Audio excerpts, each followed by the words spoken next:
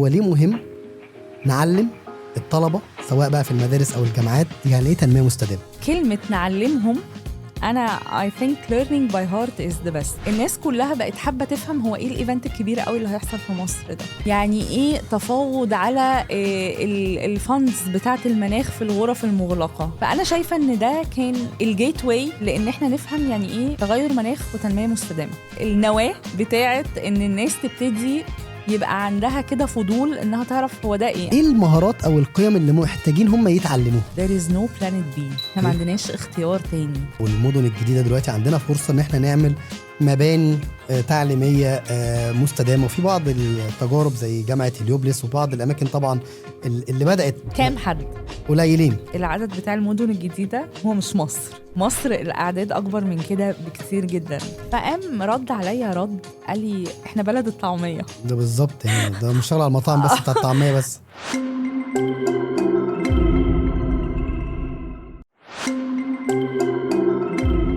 اهلا بيكم في حلقه جديده من حلقات بودكاست نواه، واللي بنتكلم فيها عن التعليم وكل ما يخص التعليم، وبنستضيف فيها خبراء متخصصين يعرفونا ايه الجديد في المجال.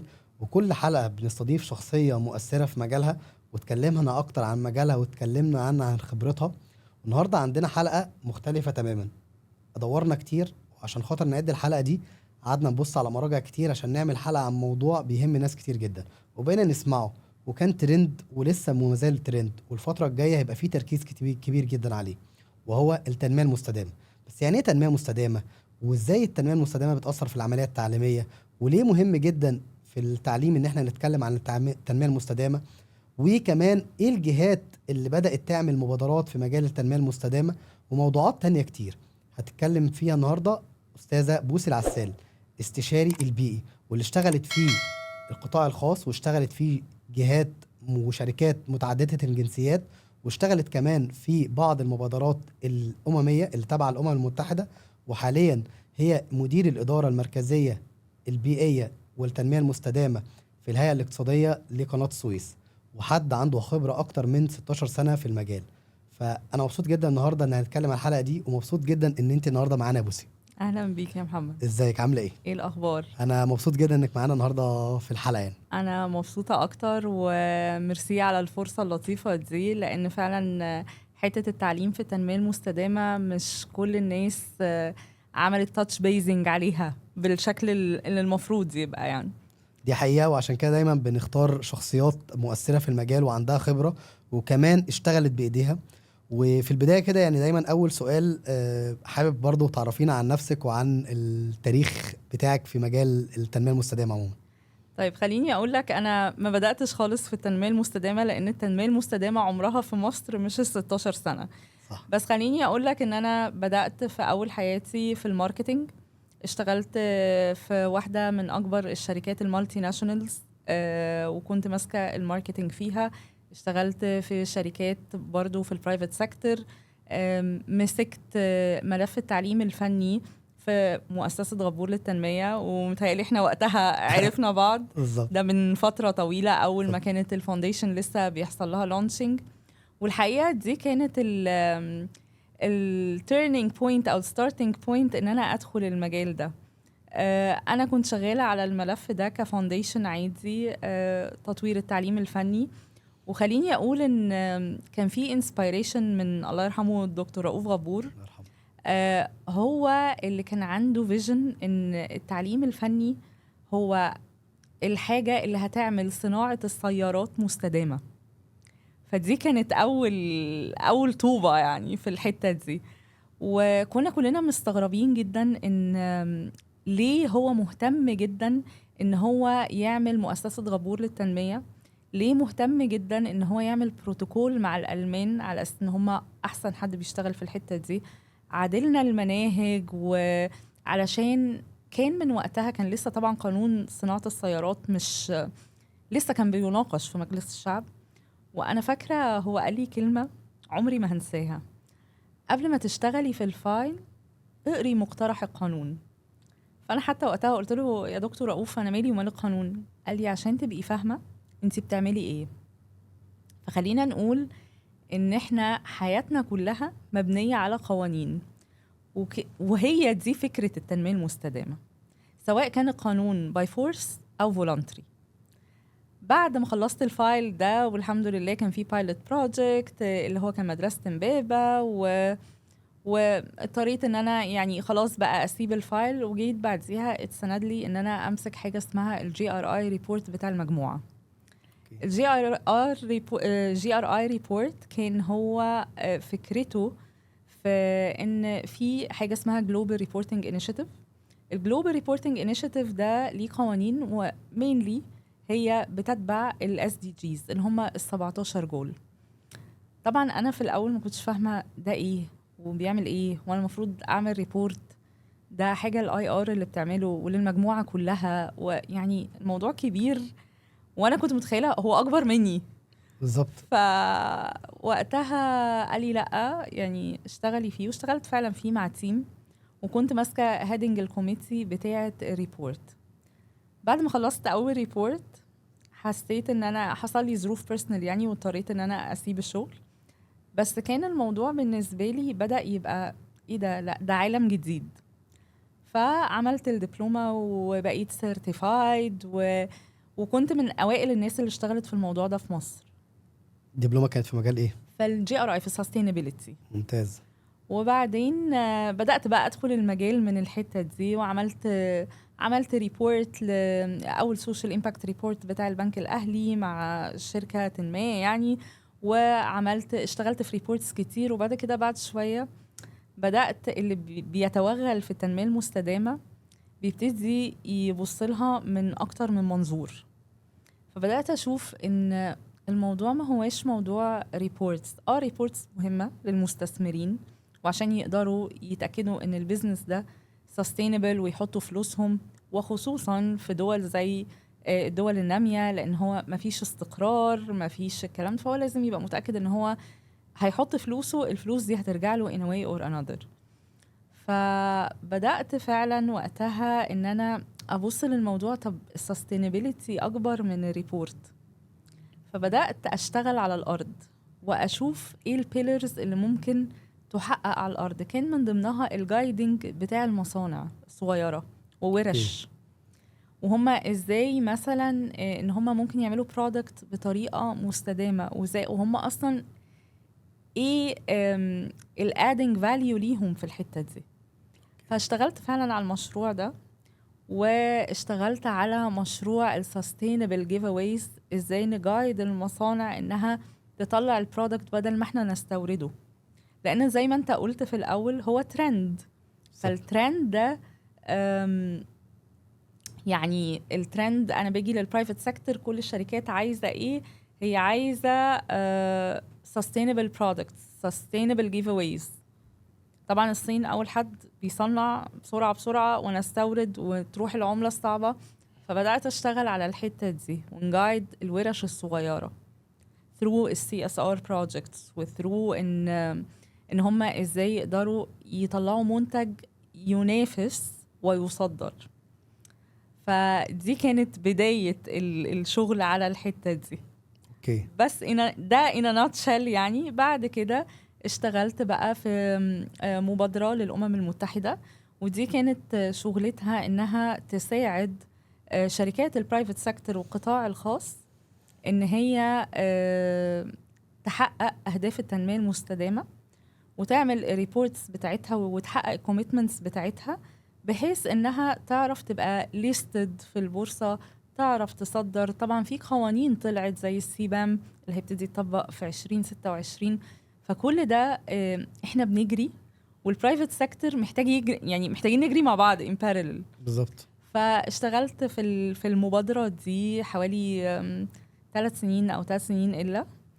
وبعدين finally بقى I landed في الهيئة الاقتصادية، وبدأت أشوف التنمية المستدامة من وجهة نظر مختلفة تماما، من وجهة نظر المصنع والمستثمر.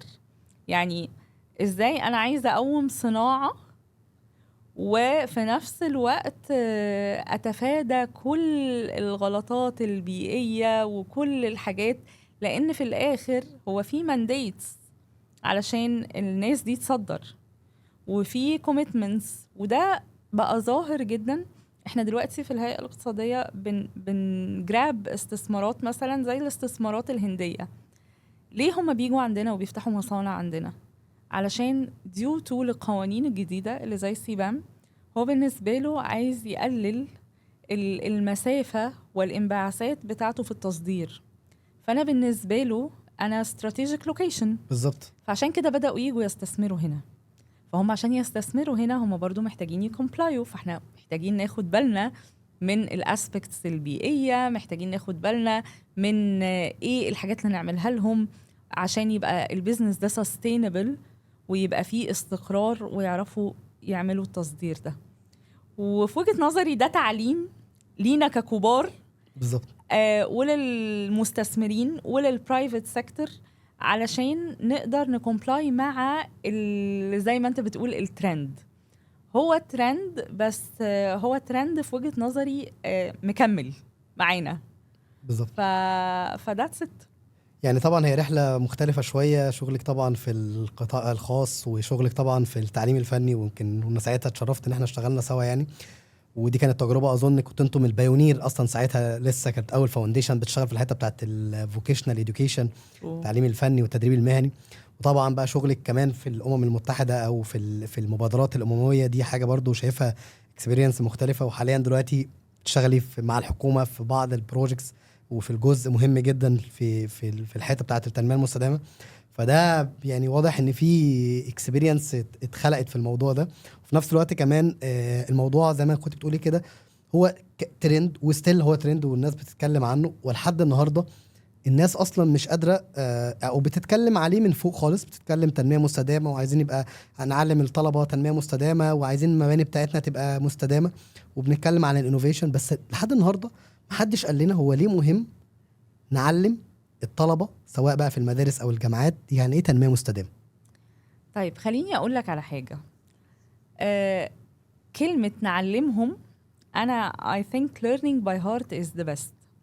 يعني ايه؟ يعني خليني اخد المثال اللي انا بحبه جدا بتاع السنه بتاعت كوب 27. كوب 27 من محدش يعرف يعني ايه تغير مناخ، لفجأة البلد كلها بتتكلم في تغير المناخ، وكلهم بقوا experts في الانفايرمنت. ناخدها بالبوزيتيف سايد، ان الناس كلها بقت حابة تفهم هو ايه الايفنت الكبير قوي اللي هيحصل في مصر ده، هو ليه حاجة مهمة، هو ليه الاتفاقية بتاعة باريس اجريمنت دي مؤثرة، يعني ايه نيجوشيشن، يعني ايه تفاوض على الفندز بتاعة المناخ في الغرف المغلقة، يعني ايه الشباب عملوا ميني كوب اللي هو يانجو بالظبط، علشان يبتدوا يتعلموا هم ازاي هيدخلوا في النيجوشيشن دي. فانا شايفة ان ده كان الجيت واي لان احنا نفهم يعني ايه تغير مناخ وتنمية مستدامة، وان ده كان النواة بتاعت ان الناس تبتدي يبقى عندها كده فضول انها تعرف هو ده ايه. انا زمان لما كنت بقول حتى في الكلوز سيركل بتاعتي لاختي، اصحابها يسالوها هي اختك بتشتغل ايه، تقول لهم مش عارفه، هي بتشتغل حاجه كده مش فاهمه هي بتشتغل ايه. هي اكيد حاجه مهمه بس انا ما اعرفش هي ايه. فخلينا نقول ان بعد الكوب الناس بقت فاهمه ده ايه، بلس بقى الناس اللي اشتغلت الاعداد المهوله اللي اشتغلت على الايفنت ده في البلد من كل الجهات، من جهه الايفنتس، من جهه النيجوشيشن، من ترتيب الراوند تيبلز وترتيب الاويرنس سيشنز وكل الكلام ده.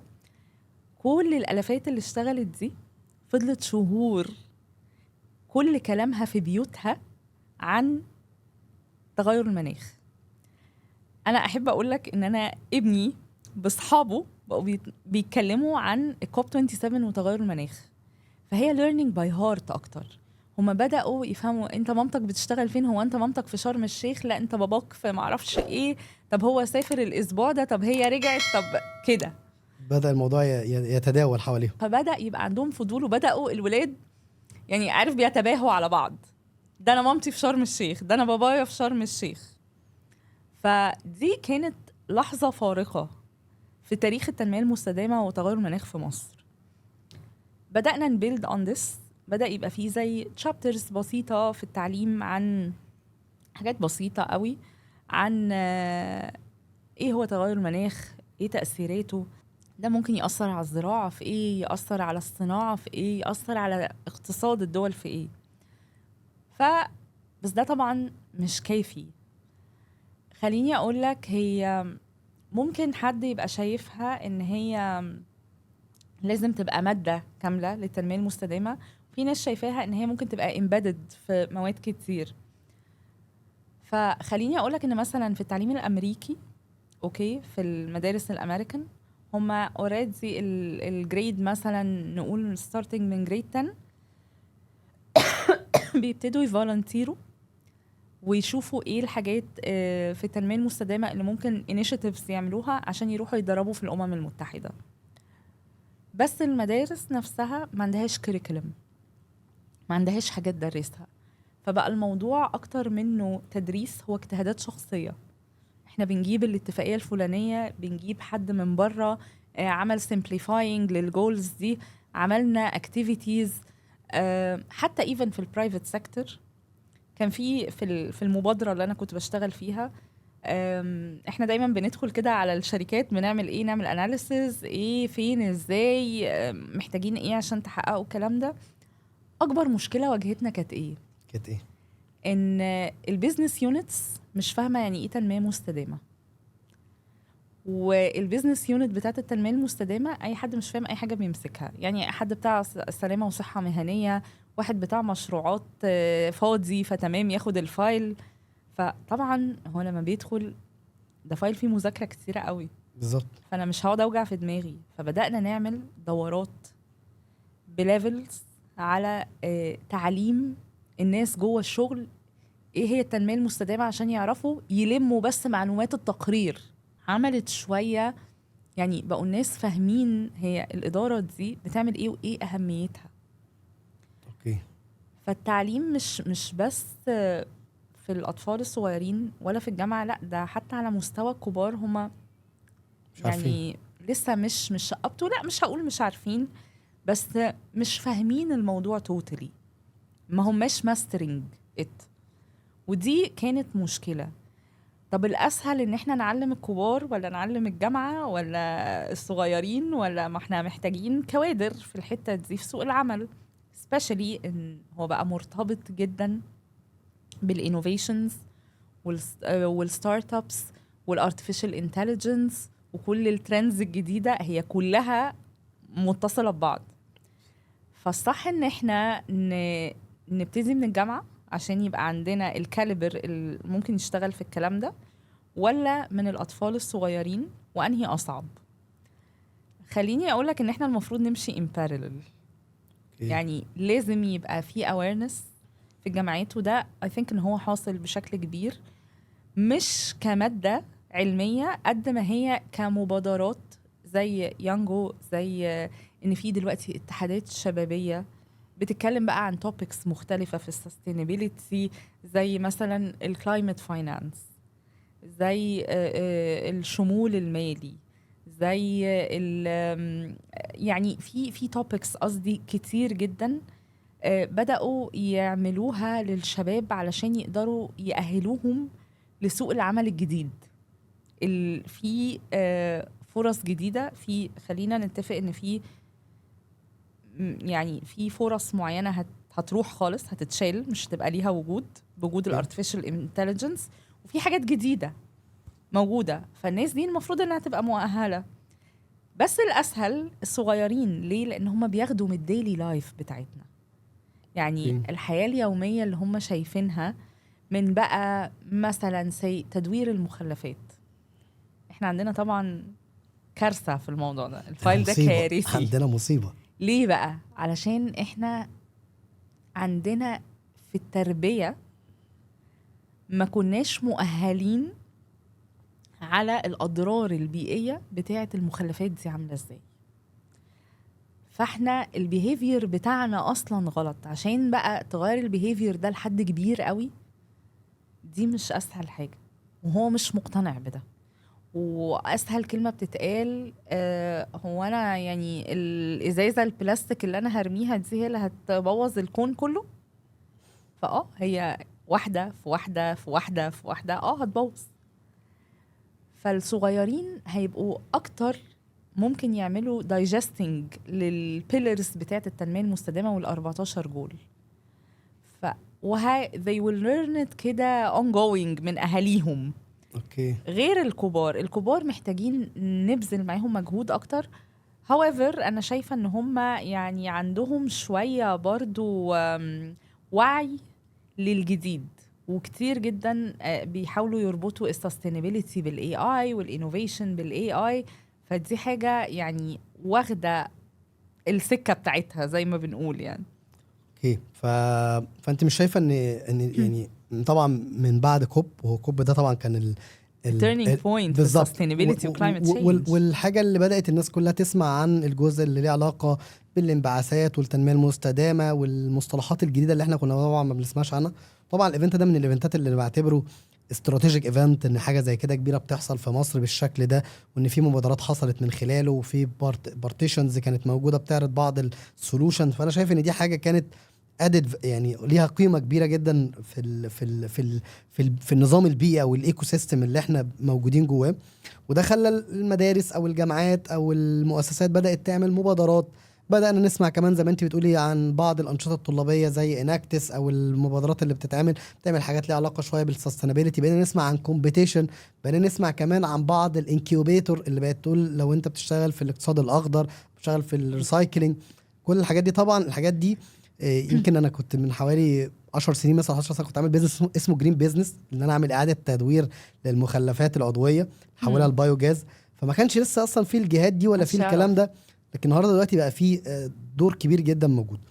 وعايز اكمل من الجمله اللي انت قلتيها، ان النهارده احنا محتاجين نشتغل على الصغيرين، نبدا نعرفهم ازاي يحافظ على البيئه وازاي يحافظ كمان على المكان اللي هو متواجد فيه.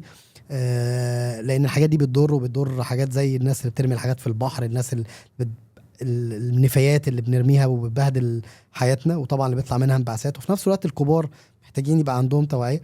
وببسط كمان ان انت قلتي جمله كويسه جدا، ان بعض الشركات اللي بدات تشتغل في الجزء بتاع حتى الجيف اواي، يعني احنا لما بنيجي ندي لحد جيف اواي فيقول لك طب يا ريت لو تبقى حاجات ايكو فريندلي او حاجات طبعا صديقه للبيئه، يعني عشان يقدروا يستخدموها. فدي بقت حاجه كويسه. بس هنيجي برضو لنقطه مهمه جدا. انا النهارده في بعض القيم او بعض المهارات اللي محتاج ابنيها حتى عند، خلينا دلوقتي نتكلم على الشريحه بتاعه الطلبه بتوع المدارس او الجامعات. لو احنا النهارده بنعمل زي انفو سيشن او بنعلمهم زي كراش كورس، من وجهه نظرك كده ايه المهارات او القيم اللي محتاجين هم يتعلموها؟ محتاجين يتعلموا حاجات كتير. محتاجين يتعلموا جمله مهمه جدا: there is no planet B. احنا ما عندناش اختيار تاني. وبعدين انا ببوظ، والجيل اللي بعدي بيبوظ، الجيل اللي بعده بيبوظ، هنيجي على جيل معين خلاص هو مفيش حاجه، كل حاجه باظت، كل حاجه باظت، مفيش حاجه هترجع. فدي اكتر حاجه، اكتر قيمه هم المفروض يتعلموها، ان هم يقدروا الكوكب اللي هم عايشين عليه. فوجهه نظرك ان هم لازم يبقوا فاهمين ان ما عندناش اي اختيار تاني غير ان احنا لازم نحافظ. طبعا، لان كل حاجه حوالينا دلوقتي بدات ليها عمر افتراضي مع الاهمال، مع ان احنا كمان ما بنحافظش عليها، فبالتالي بتبوظ. بالظبط.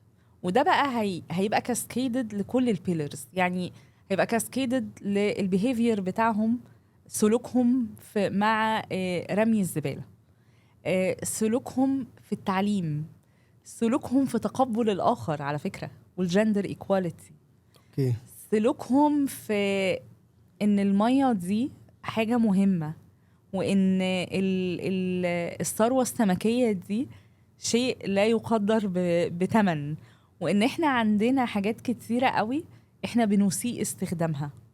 فده هيبقى كاسكيدد على كل البيلرز. فهم لو احنا بدأنا ان هي دي الامبريلا اللي هننزل من تحتها الاس دي جيز كلها، وهنشوف كل بيلر فيه ايه، هو ده السلوجن اللي هما they should learn by heart. اوكي. ممكن تبسط لنا كده SDG يعني ايه؟ لان برضو في ناس ممكن تكون سامعه الاختصار او بتعرف عنه، بس يعني مش عارفة. بسطه لنا. اوكي، ال SDGs هو اختصار ل Sustainable Development Goals. ال Sustainable Development Goals هي أهداف التنمية المستدامة اللي هم 17. 17 دول هم يعني كل الناس طبعا ممكن تطلعهم من على الانترنت، هم موجودين في كل حتة، بس أنا متهيألي أهم واحد فيهم هو الجول رقم 17 اللي هو إيه؟ البارتنرشيبس. اوكي. إن إحنا إزاي نبارتنر مع بعض، وإزاي الجولز نفسها تبقى بارتنرينج مع بعض. يعني هو ممكن جول واحد يبقى بيتاتش كذا كذا اريا، كذا إيه؟ زي مثلا خليني اقول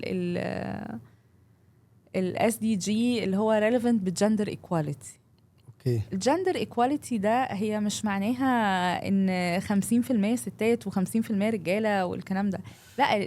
الجندر equality في الرايتس بتاعت كل الجندرز، في الرايتس بتاعتهم وطريقه تعاملهم حتى مع الكوكب نفسه. كل واحد ليه حق في الارض، وليه حق في هوا نظيف، وليه حق في شغل كويس، وليه حق في تعليم كويس. فأنا بالنسبة لي الجول نمبر 17 هو بيتاتش بيز مع كل ال 16 التانيين، وبيعلمنا ان احنا مفيش حاجة اسمها يعني انا بوظت المية فهو انا بوظت المية بس، لا، انا بوظت المية فضريت السمك، فبقى عندي مشكلة في البيئة. السمك ده ايكو سيستم بيخدمنا بشكل ما. في الزراعة نفس الموضوع، انا بوظت الارض، يعني بوظت حاجة في الايكو سيستم، بوظت التنفس، موت كريتشر معين هو بيشلي الدود، بيشلي، فانا بلعب في الايكو سيستم بتاع الدنيا كلها. اوكي. فشايفه ان الرقم 17 ده اهم جول في اهم ال17. جول. وزي ما انت قلت كده ان فكره التشبيك ان ما بين ان كل حاجه بتتاثر بحاجات تانية. بالظبط. فالنهارده لو انا بوظت الميه هبدا ادمر البحر، وهبدمر كمان الاسماك، بالتالي ده هيأثر برضو علينا في الناحيه التانية. في نفس الوقت هيأثر كمان على الحيوانات البحريه اللي ممكن تبقى نادره. بشوف برضو بعض المناظر، الناس اللي بترمي حاجات في الميه وفي النيل، الحاجات دي بتأذي جدا جدا جدا الأسماك والبحريات بشكل كبير جدا. وبتأثر على البني آدمين على فكرة. ما هو وبتأثر على البني آدمين. مثلا بتأثر على الصيادين، دول من أكتر الفئات اللي تأثرت بتغير المناخ. ازاي باي ذا بقى؟ واي، لأن هم الصيادين لما حصل تغير في الإيكو سيستم بتاع الصيد، اللي هي دي مهنتهم، ما بقاش فيه سمك، فبقوا بيعانوا، وهم من أكتر السيكتورز اللي تأثرت بالتغيير الإيكو سيستم ده. مش لاقيين شغل، مش عارفين مش لاقيين لقمة عيشهم زي ما بيقولوا. فهي إيه؟ في الآخر كل حاجة متشابكة في حاجات كتيرة جدا، منظومة كاملة. منظومة كاملة فلو أثرنا في حاجة فبالتالي بتأثر على بترد في كل الباقي. بترد في كل باقي. طيب بما انك طبعا يعني في خلال 16 سنة عموما في شغلك بعيد عن التنمية المستدامة، وتحديدا في فترة التنمية المستدامة اللي انت اشتغلتي فيها دي، لبستي كذا هيد.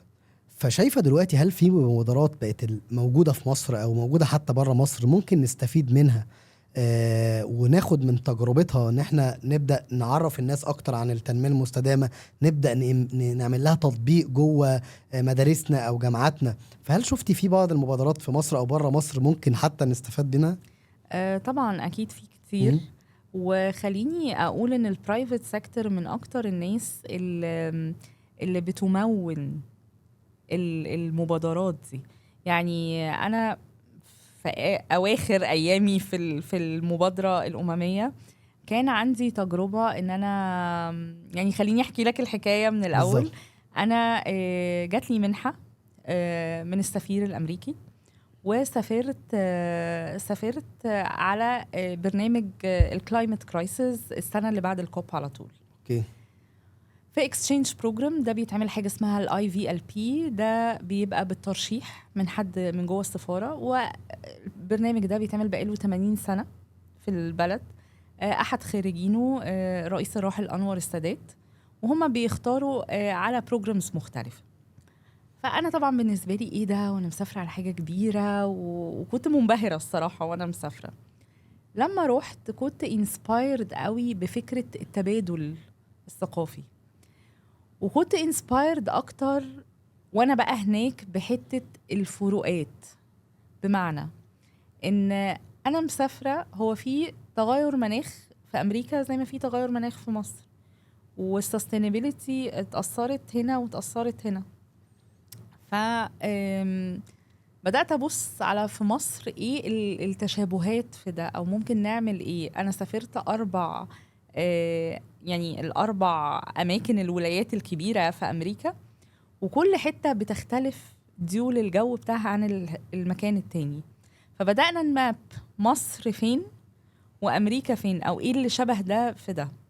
لما رجعت فكنت قاعدة مع أحد الشركات الكبيرة يعني، وبعدين بيقولوا إحنا عندنا مسابقة لطلبة في الجامعة أو لستارت ابس، وهم عايزين نعمل لهم جايزة ومش نديهم فند، إحنا عايزين نعلمهم. فجيت قلت لهم طيب حلوة قوي، إحنا ممكن نعمل exchange program inspired من الاي في ال بي على sustainability. وبدأنا نشوف الناس المتقدمة دي ممكن نسفرهم فين أو يستفيدوا من فين. فلقينا إن أحسن أماكن كانت ألمانيا وهولندا، وفعلا ظبطنا ده على المشاريع اللي هم عاملينها. وكنت الصراحة في البيتشنج نايت منبهرة جدا بالحلول السستينبل اللي طالعة.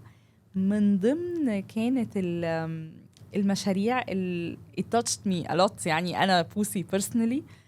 كان في مشروع بتاع ولدين لسه في الجامعة، الولدين اسمهم جاسر، هم تشاركوا مع بعض عشان يعملوا المشروع.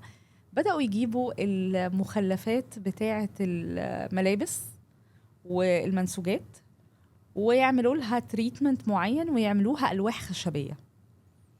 اوكي.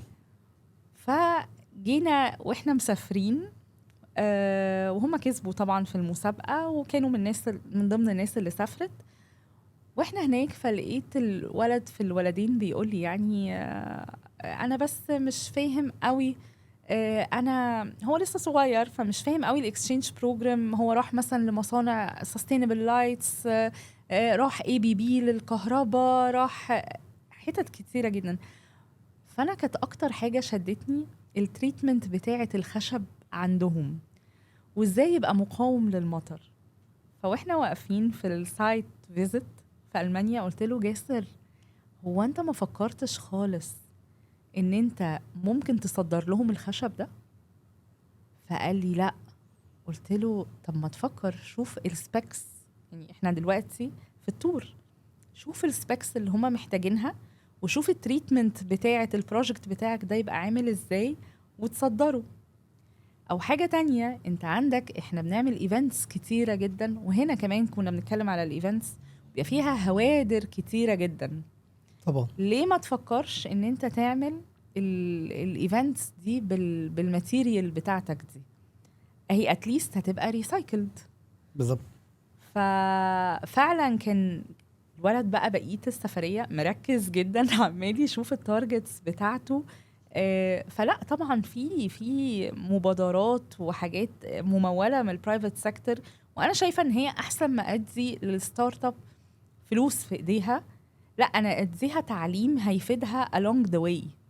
بالظبط. ولما رجعنا كان في بعديها، يعني كنت قاعدة مع حد من هيئة الرقابة المالية، هي ماسكة الاربيتريشن سنتر بتاع الإيكاس اللي هو تابع لهيئة الرقابة المالية. فلقيتها بتقول لي احنا بندي سيشنز للستارت ابس ازاي يسستينوا وازاي يبقوا فاهمين القوانين وهم بيصدروا.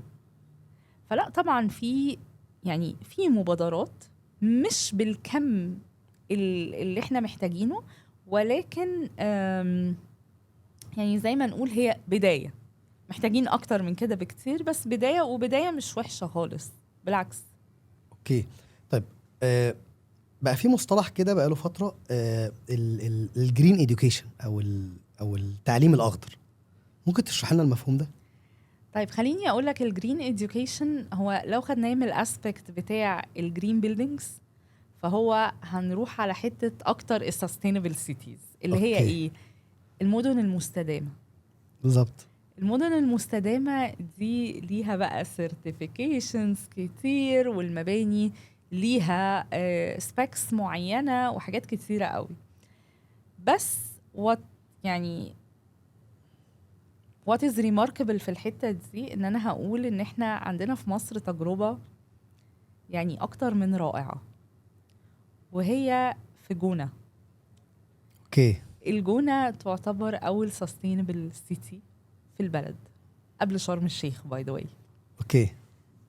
هي بطريقة غير مقصودة المباني اتبنت بأشكال معينة اللي هي تمشي مع السيرتيفيكيشنز بتاعت السستينبل بيلدينجز. فده طبعا يعني ده بيرجع لزمان قوي. لو بصينا طريقة الأسقف والمشربية وكل الكلام ده هو ده السستينبل، دي السبيكس بتاعت السستينابيلتي. ده بجد احنا ما كناش بنحتاج تكييفات، ما كناش بنحتاج النور لما بيدخل بزاوية معينة خلاص هو بيدفي البيت، ولما بيخرج بطريقة معينة خلاص الموضوع خلص يعني.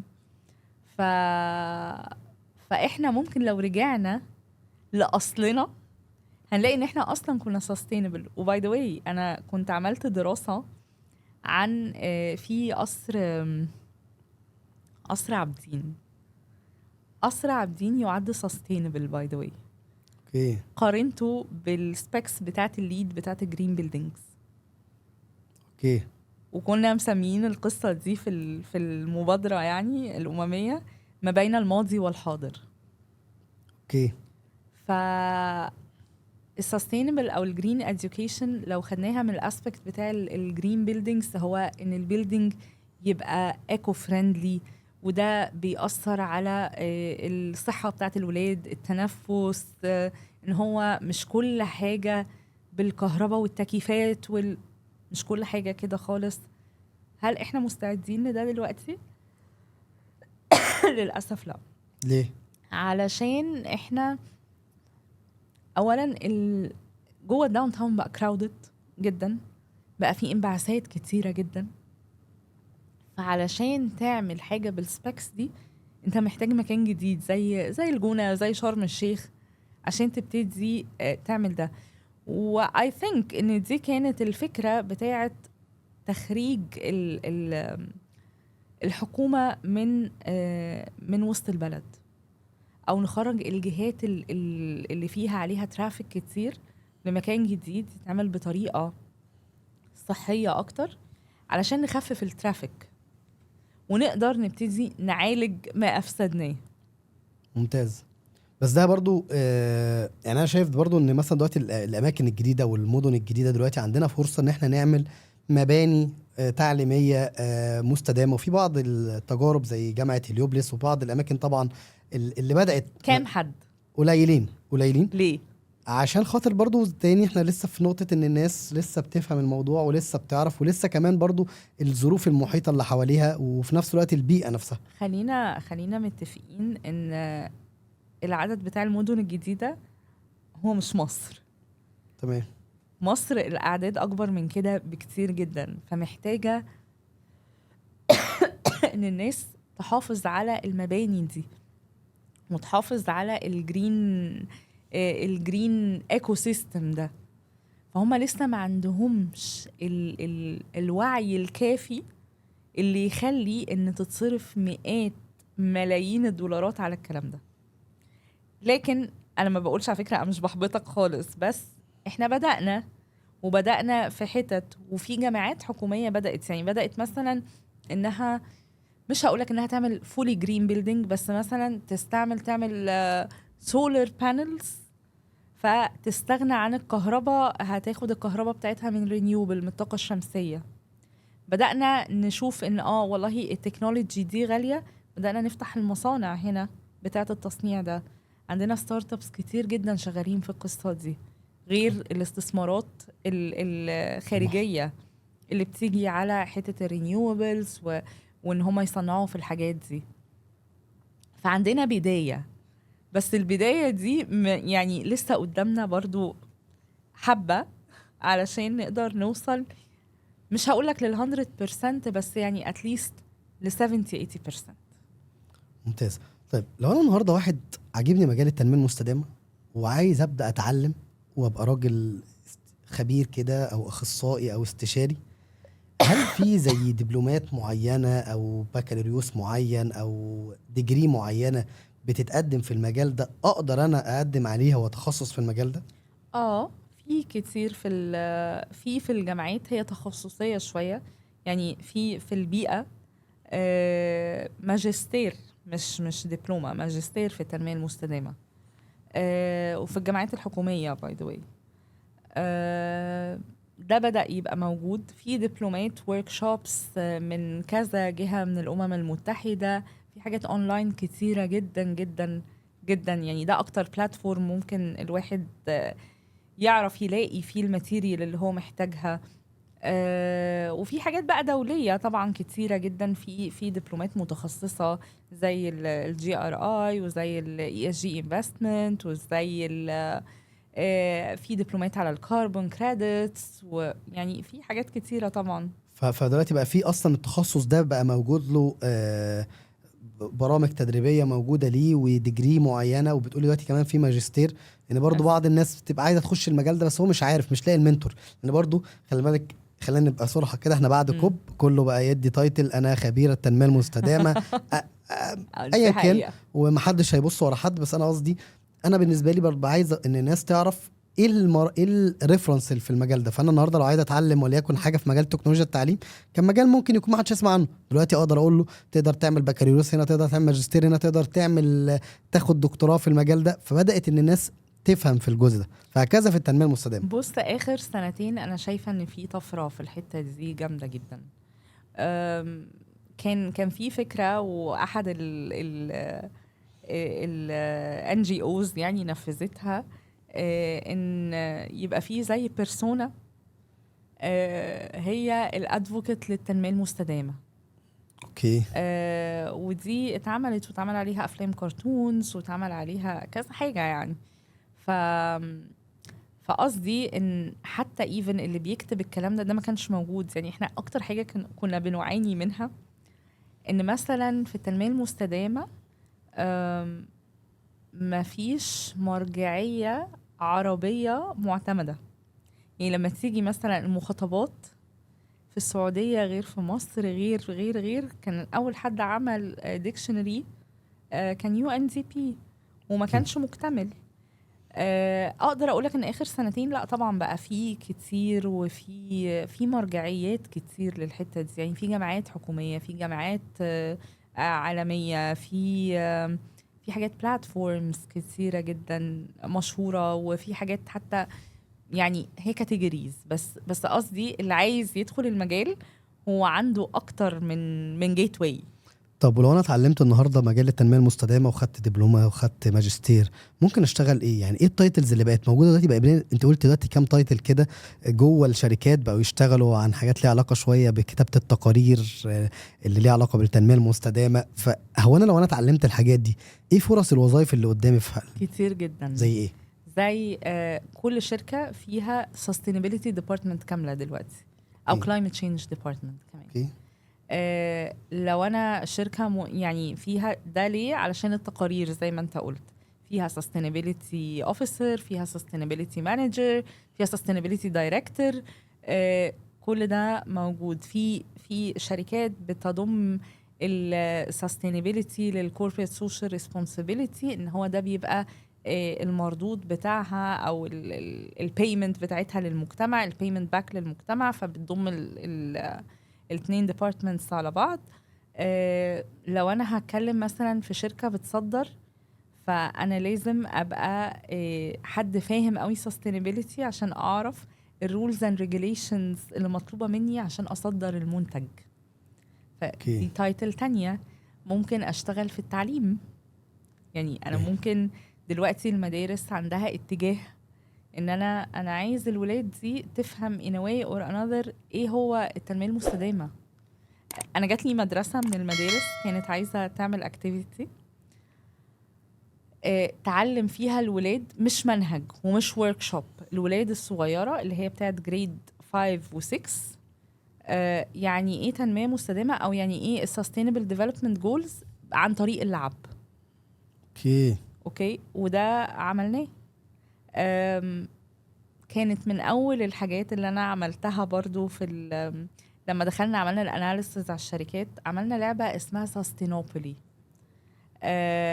دي انسبايرد طبعا من مونوبولي.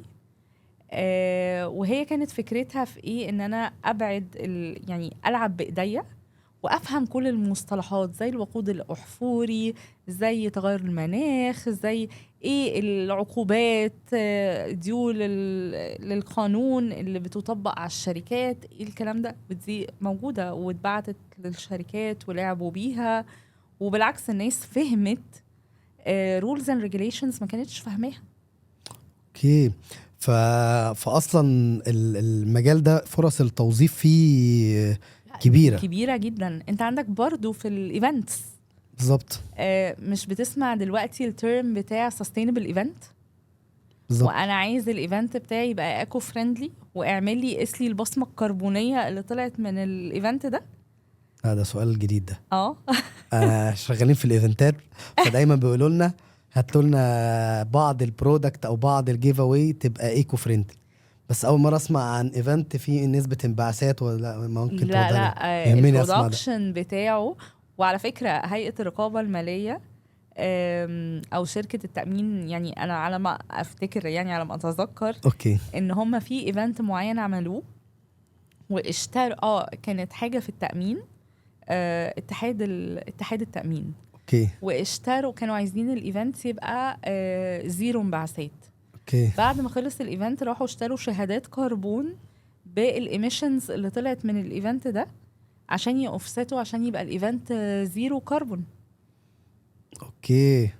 واعرف شركه في الكوب، وكانت يعني مع حد بتاع ايفنتس، جم قالوا لهم احنا هي شركه مالتي ناشونال، وكانت واخده هاب لوحدها كبير جدا في شرم الشيخ. وجم قالوا لهم ايه، احنا محتاجين نطلع ريبورت، يعني بصمه كربونيه على الايفنت. طبعا الشركه جت قالت لهم احنا مش فاهمين حاجه، طب شوفوا يا جماعه مين الناس اللي بتعمل الكلام ده بالظبط، وهاتوهم يقولوا لنا نعمله ازاي، او يعملوه وياخدوا فلوس وات ايفر يعني. وفعلا فضلوا شويه هم مش فاهمين، لقوا ان اللي بيشتغلوا، طبعا انت اكيد عارف اللي بيشتغلوا في الايفنتس ناس كتيره منهم اتجهت على السعوديه، ده طلب كومن في السعوديه، فبقوا بيجوا يعملوا ريبورت هنا في مصر عشان ارخص بكتير من هناك. فلا طبعا الفرص بتاعته كتيره جدا جدا. دي معلومه جديده. يعني دايما كنت اعرف ان انا ممكن اخلي البرودكتس نفسها او البرودكشن ايتم تكون ايكو فريندلي شويه، او ان هي ما تبقاش فيها جزء ليه علاقه حاجه تبقى حاجات مستدامه يعني والناس تقدر تستخدمها. بس اول مره اعرف ان في ايفنت وبنقيس الانبعاثات الحراريه بتاعته. لا انا محتاجين نقعد قاعده ده محتاجين نقعد قاعده ليه، ده بحس بجد محتاج افهم اكتر فيه. ودي برضو وظيفه فعلا ممكن تكون موجوده، لان احنا اهو في شركات في مجال الايفنتات ما نعرفش حاجه زي كده. فاكيد معنى ان احنا ما نعرفش يبقى معنى كده ان هيبقى في ناس مطلوبه ان هي تشتغل في الجزء ده طبعا. وده برضو شايف ان اي مجال جديد ده بيبقى فرصه كويسه، وبيبقى كمان عندك فرصه ان انت تبقى متخصص في حته لسه ناس كتير جدا مش متخصصه فيها، فيبقى طبعا. ليك اسم. يعني النهارده الناس اللي بتشتغل في التنميه المستدامه هم يتعدوا على الصوابع، معروفين الناس دي، والناس دي فولي بوكد في شغلها في حياتها، لان هي حاجه عندهم نوليدج في حته فيري يونيك وفي نفس الوقت مطلوبه بشكل كبير جدا. نيجي للسؤال بقى اللي بعد كده. دلوقتي النهارده عشان دايما في ناس كتير جدا من جمهورنا مديرين مدارس وناس في قطاع التعليم، لو انا النهارده راجل مدير مدرسه وعايز ابدا اعمل توعيه، ابدا ازاي؟ تبدا ازاي؟ بالسلوك اليومي. تمام. يعني انت دلوقتي، يعني خلينا نقول ان اشرحها لك بطريقه بسيطه. انا في ممارسات يوميه ما باخدش بالي منها، زي ايه؟ فصل الزباله. معلش احنا لما بنسافر بره مصر، هو احنا غصب عننا بنفصل الزباله. ليه احنا ما بنعملش هنا كده؟ اوكي. محطوطه البنز ال3 انواع، هل في حد بيرمي على ال3 انواع صح؟ ليه؟ عشان السلوكيات غلط. لا، علشان ما تعودناش على ده وعشان ما فيش حساب لده. اوكي. حاجة تانية، احنا بننزل احنا ككبار بس الجو حر قوي نسيب التكييف مفتوح، ده مش صح. بنعلم ولادنا ايه؟ ان الطاقة دي ملهاش اهمية.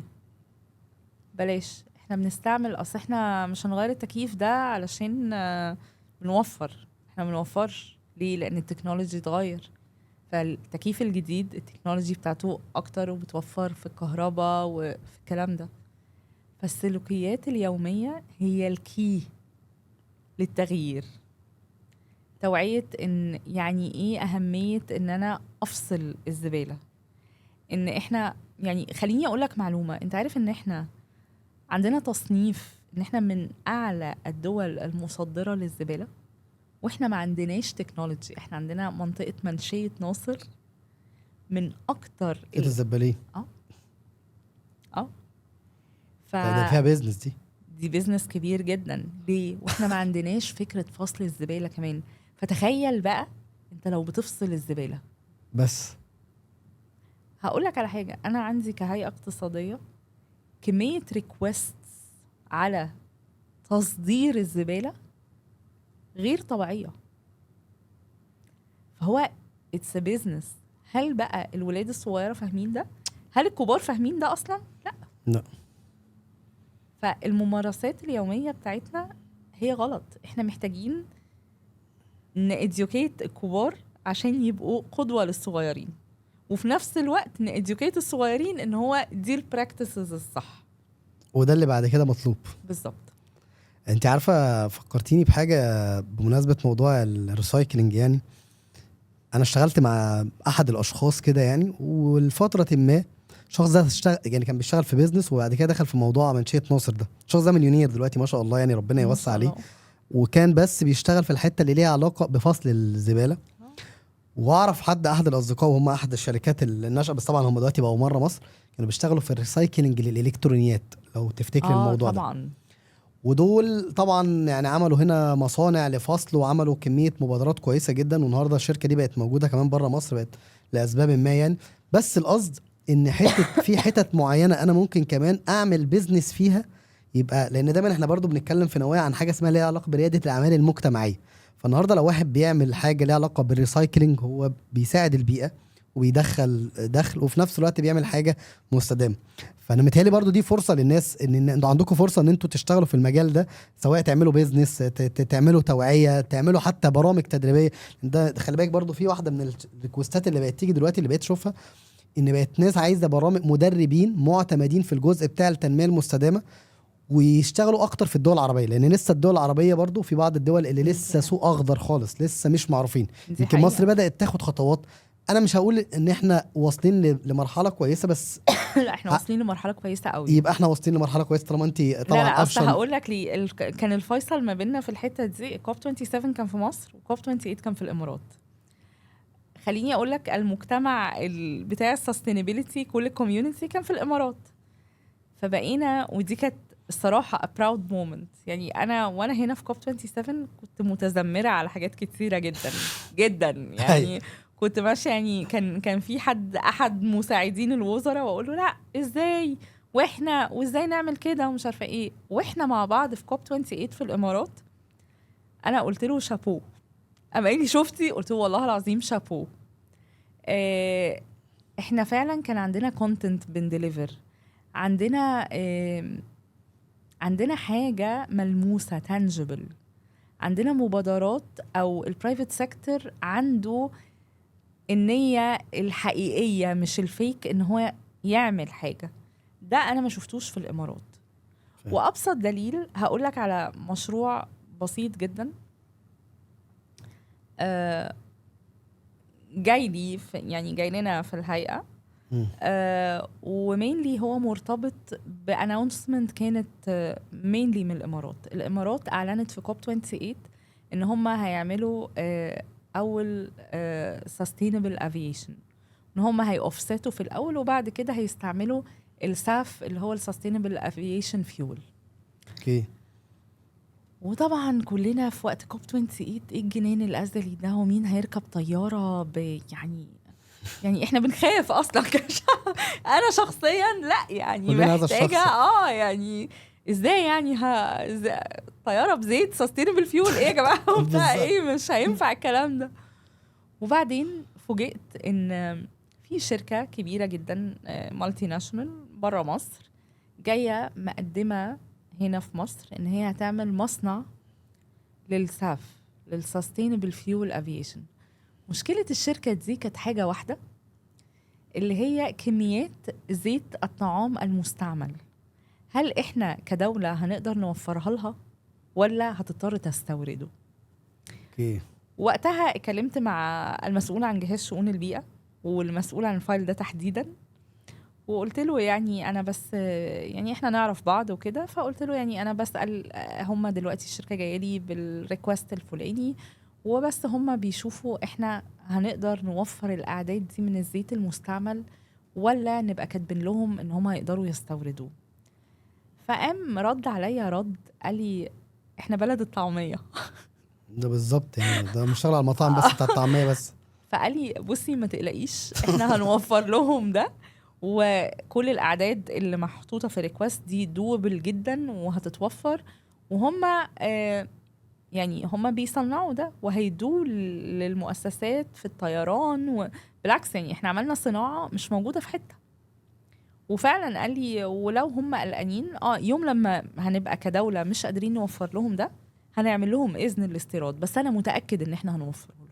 ايوه، ده هم لو اشتغلوا بس على محلات المطاعم ومحلات المقليات اللي في كل حته دي. انا بقول لك، هو قال لي احنا بلد الطعميه، قلت له نعم. قال لي والله احنا ايوه. بلد الطعميه. ايوه. دي حاجه اصلا من الحاجات اللي فعلا لو يعني تحسب لينا ان احنا فعلا بلد شايفينها سوق قوي جدا ان هم يقدروا يعملوا بيزنس زي اللي انت بتتكلمي عليه ده، ويشتغلوا على بس كميه زيوت دي اصلا بتتباع، بس مش ده في ناس بيعدوا يلفوا منها. ده غير طبعا زيوت العربيات ده لوحده، ده قصه لوحده يعني. انا متهيالي كده احنا عندنا كميه حاجات لان احنا شعب استهلاكي جدا جدا. وعددنا كبير. فاللي يشتغل بس اصلا على حاجات النفايات اللي بتطلع من عندنا بقى، نفايات الكاوتش ده طبعا ليا صديقي خليني اعدل لك مصطلح، مش نفايات، مخلفات. مخلفات. النفايات دي حاجه بتترمي وبتدفن في مدافن صحيه، اوكي. فاحنا مخلفات. مخلفات. المخلفات اللي هي القابله لاعاده التدوير. اشكرك طبعا على التوضيح ده لاني يعني ما كنتش عارفه. بس زي ما كنت بتتكلمي كده ان في كميه حاجات ممكن نقدر نشتغل منها وتبدا كمان حتى يتعمل فيها بيزنس لده. اخر سؤال بقى عايز اساله لك النهارده.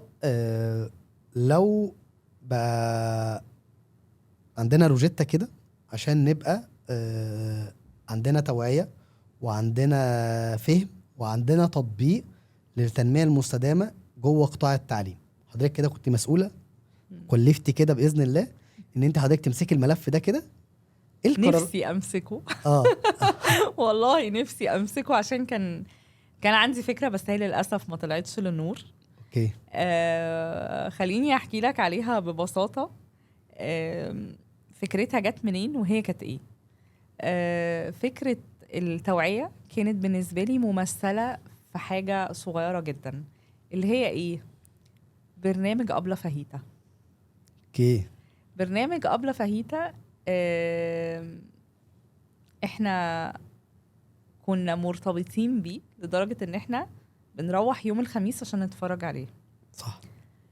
فانا قلت كنت بتكلم مع مديرتي وقتها وقلت لها احنا عندنا مشكله جامده جدا، التنميه المستدامه بالاكسبريشنز بتاعتها والمصطلحات very heavy topic، ويعني انا لو قلت لحد الوقود الاحفوري يعني هيطفش مني من قبل اي حاجه. فاحنا محتاجين نعمل حاجه الناس نديلهم السم في العسل زي ما بيقولوا. فكانت الفكرة ان احنا هنعمل برنامج ببرسونا دي اسمها الست نوسة. الست نوسة دي بالعربي وهي ترجمتها بالانجلش ساستنوسة. اوكي. والفيجر دي كانت فكرتها انها هتبقى بتتعامل مع وزراء وشخصيات مسؤولة في الدولة بطريقه ساركاستيك، او مش طبعا مش خارجه، بس بطريقه ساركاستيك وبتضحك وبتناقش القضايا بطريقه توصل للناس بسهوله فيقدروا يفهموا الكونسبت. يعني مثلا ساي المخلفات، اوكي، كنا هنقول ان مش عارفه نجيب حاجه واترمت وبعدين الكعب مش عارفه مين فيها والمسؤول الفلاني جه وعمل ايه حاجه زي edutainment كده بالظبط. اوكي، فدي كانت الفكره. للاسف هو البرنامج ما اتعملش يعني، وانا مشيت فالموضوع وقف لحد كده. بس انا شايفه ان علشان الهافينس بتاعت التوبيك، فهي احسن حاجه انها تبقى زي ما قلت لك بطريقه الناس حباها والاطفال حباها والكبار حابينها، عشان يفهموا ايه التنميه المستدامه بابعادها كلها. لان خلينا نقول انها متفرعه، يعني انت عندك السستينابيليتي والانفايرمنت والجوفرننس وحاجات كتيره قوي. فعشان تحط كل ده في مناهج حرام، محدش اصلا هيفتكر الكلام ده. يعني احنا اللي دارسينه في اوقات معينه بنرجع للمراجع واللوز، يعني احنا اللي بيحكمنا في الاخر القانون الدولي والقانون المحلي فبنرجع للمراجع. فعشان تخلي كل شخص يرجع لكل التوبكس دي في المراجع غير لما تديها له in a light way. فدي روشتة بالنسبة لي. انت القرارات اللي تعمليها ان انت تعملي كونتنت بسيط يوصل للناس بسهولة ويخاطب فئات الشعب المختلفة ويبدأوا الناس يعرفوها. ودي حاجة برضو يعني نتمنى ان هي تطلع لنور في وقت معين، تكون برضو اتبلورت في نفس الوقت. برضو مع دايما انا بعتبر ان اي فكرة في العالم بتبدأ بيبقى الواحد عنده الفكرة دي وبيقعد عليها ساعات، سنة او 2، ويسيبها كده في الدرج ويجي يطلعها تاني. بس لما بيطلعها تاني بيكون في الفترة دي حاجات تانية نورت معاه. واحدة من الحاجات اللي يعني احد الافكار اللي كنا اشتغلنا عليها كانت فكرة بدأت عندي من 2017 حتى 2017 لحد 2020 مركونة في 2020 سبحان الله طلعت للنور وبدأنا نجني ثمارها. ولكن في الفترة دي انا كنت قاعد ببص على كل اللي بيشتغلوا في الحاجات دي عشان خاطر لما نطلع بحاجة تبقى حاجة مميزة. فانا شايف الفكرة دي مفيش افكار بتموت، بس بتطلع في وقت معين. ودي قرار انا شايفه اتمنى فيه. واتمنى برضو لو في حد من الناس اللي بيشتغلوا في مجال التعليم وعندهم مبادرات او عندهم افكار، نقول لهم ان لا كملوا وزودوا اكتر توعية طبعا.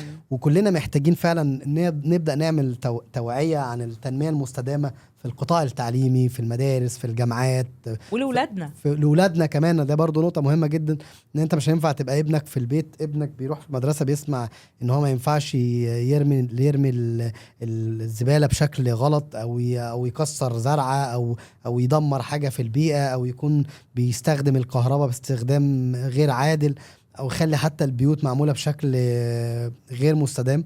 وهو ده الكلام ده متناقض، فمش هيبقى هو في المدرسة بيسمع حاجات والعكس بالظبط. فلازم يبقى في تكامل. ولازم دي تبقى، انا بتمنى بقى حاجة، بتمنى ان يبقى في مادة دراسية بتتكلم عن التنمية المستدامة موجودة جوه الكتب التعليمية بتاعتنا، زي ما بنعلمهم كده مصطلحات ومفاهيم نبقى بنعلمهم كده باب كده او فصل او whatever ايا كان، يبقى بيتعلم يعني ايه تنمية مستدامة، يفهم اكتر يعني ايه تنمية مستدامة، وتبدأ دي حاجة تندرج. وبتمنى طبعا ان يبقى عندنا اكتر ستارت ابس بتشتغل على الجزء. انا شايف ان الحتة دي كمية مسابقات بتتعمل في الجزء ده كتير جدا. لو حد حتى دخل على جوجل وكتب كومبيتيشن في الريسايكلينج او كومبيتيشن في اللي ليه علاقة بالسستينابيليتي هيلاقي كتير جدا. طبعا الحاجات اللي ليها علاقة شوية بالسي اس ار او الجزء اللي ليه علاقة بالديفلوبمنت اللي بيهتموا بالجزء ده، في كمية انفستمنت قوي جدا بيحطوه. وحاجات دي مش بيحطوها يعني عشان يرموا فلوس قد ما هم عايزين يبقى في ROI ليها، يبقى في كمان ناس تستفيد منها.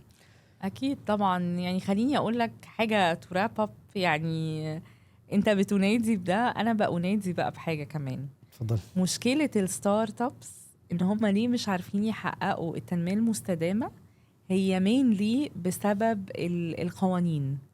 وان القانون بيقول ان انا مثلا لازم اشتغل مع حد محقق حاجات معينه. هو كستارت اب عشان يحقق البيلرز دي هو ما عندوش القدرة المالية اللي تخليه يعمل ده. فاللي أنا بنادي بيه بقى إن نشوف إيه الواي اللي احنا نساعد بيها الستارت ابس عشان تعرف تكومبيت وتدخل في المالتي ناشونالز. الستارت ابس بتعمل حلول مستدامه للمالتي ناشونالز، وفي الاخر المالتي ناشونال ما بتعرفش تشتغل معاها. فلو في حل لبريدجنج الجاب دي I think ان احنا هنعدي يعني. دي حقيقة، واتمنى طبعا ان فعلا يبقى فيه اهتمام كبير جدا بالحتة بتاعت الستارت ابس سواء من الشركات او من الجهات، وخصوصا كمان ان لسه القوانين بتطلع. يعني خلي بالك الناس اللي بتشتغل في الحتة بتاعت الريسايكلينج دي لسه عندهم كمية شروط وقوانين صعبة. يعني احد الامثلة يعني الناس اللي بتشتغل في النفايات الطبية ده قصة، ده قصة لوحده. فانت محتاجة تصاريح ومحتاجة قوانين ومحتاجة لوائح حاجات واكزامبلز كتير. فطبعا انا بشكرك طبعا انت ضفت حاجة زي كده، ان احنا فعلا كقوانين وكجهات نبدأ نساعد كمان الشركات والمبادرات اللي بتعمل، وحتى الأنشطة الطلابية اللي بتتعمل اللي ليها علاقة شوية بالريسايكلينج او بيعملوا حاجات ليها علاقة بالتنمية المستدامة. انا حقيقي سعيد ان انت كنت معانا النهاردة يا بوسي في الحلقة، واتكلمنا عن موضوعات مهمة جدا. اتكلمنا عن ايه تنمية مستدامة، وليه مهم جدا ننشرها جوه مدارس او جامعات، وازاي ان هي تبقى سلوك زي ما انت اتكلمتي. واتكلمنا كمان عن بعض الجهات اللي ممكن تساعدنا ان انا اتعلم او ابقى متخصص في الكلام ده، وكمان فرص التوظيف. واتكلمنا كمان عن بعض التجارب زي الاكستشينج بروجرام اللي انت حضرتيه واللي اوريدي اتطبق في مصر هنا، فدي كانت برضو حاجة من الحاجات المهمة جدا. واخيرا اتكلمنا عن ازاي ان ممكن يبقى في افكار بسيطة نقدر من خلالها ندخلها جوه بيوتنا وجوه المدارس وتوصل لكل الناس. واتمنى طبعا ان الافكار دي كلها تتنفذ على ارض الواقع. فبشكرك جدا على وقتك وعلى مجهودك وعلى خبرتك. واتمنى طبعا ان الناس كلها اللي بتسمعنا واستفادت مننا يعني يبداوا يعني يتفاعلوا معانا ويبعتوا لنا اسئلتهم. ولو شايفين ان الحلقه دي مفيده لحد انت عارفه، لان المجال ده قليل جدا انك تلاقي حد بيتكلم عنه، ممكن تعمل شير وسبسكرايب وتكتب لنا في التعليقات، وكل الحاجات دي ممكن توصل لحد وتساعدنا اكتر ان احنا نوصل لعدد كبير جدا يعني. ميرسي جدا، بشكرك واستمتعت جدا بالحوار، و best of luck ان شاء الله لينا كلنا. ليكوا الأول طبعا في البودكاست وفي المواضيع المهمة، ولينا كبلد في تحقيق التنمية المستدامة بإذن الله. وده هدفنا طبعا، احنا كل اللي احنا بنعمله ده هدفنا التوعية، وهدفنا ان احنا نعرف الناس الجديد في المجالات اللي لها علاقة بالتعليم. فنتمنى ان الحاجات دي ناس تسمعنا اكتر وناس تستفاد اكتر، ونوصل لكل بيت ونوصل لكل مسؤول يقدر يساعدنا. ولو عندك اي حاجة حابة تضيفيها قبل ما ننهي الحلقة تحت امرك. ميرسي، ربنا يخليك. لا انا تمام. ماشي، شكرا ليكم، وتابعونا في الحلقات الجاية من بودكاست نواة. ولو عندكم اي استفسارات اكتبوها لنا، ولو شايف ان الحلقة مفيدة لحد اكتب لنا في التعليقات واعمل له منشن. وانتظرونا في حلقة جديدة من بودكاست نواة.